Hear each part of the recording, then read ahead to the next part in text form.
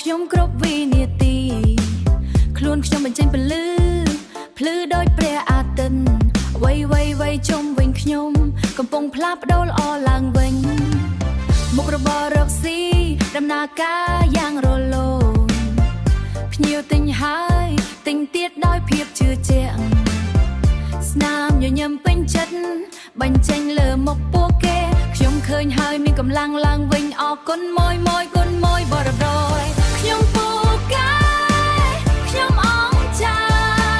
ខ្ញុំអាចធ្វើបានគ្មានអ្វីរារាំងខ្ញុំបានទេខ្ញុំលក់ដាច់ខ្លាំងអរគុណមួយដែលតែងតែគាំទ្រ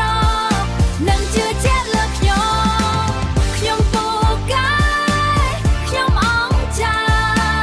ជីវិតពោពេញដោយពន្លឺភ្លឺចែងចាំងសំណាងល្អសុភមង្គលនៅចិត្តខ្ញុំរាល់ថ្ងៃ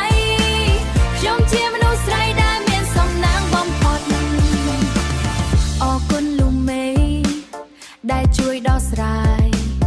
បញ្ហាមុខមុនឲ្យស្រស់ស្អាតឡើងវិញ Friend ញញឹមពោពេញដោយទំនុកចិត្ត Friend ញញឹមពោពេញដោយទំនុកចិត្តអរគុណលូមេដែលជួយដោះស្រាយ Friend ញញឹមពោពេញដោយទំនុកចិត្តអរគុណលូមេអរគុណមួយជួយអរគុណលូមេខ្ញុំរំភើបចិត្តពោពេញដោយអំណរអរគុណរាល់សំណាងដែលខ្ញុំមានអរគុណការខិតខំប្រឹងប្រែងតស៊ូមិនបោះបង់របស់ខ្ញុំ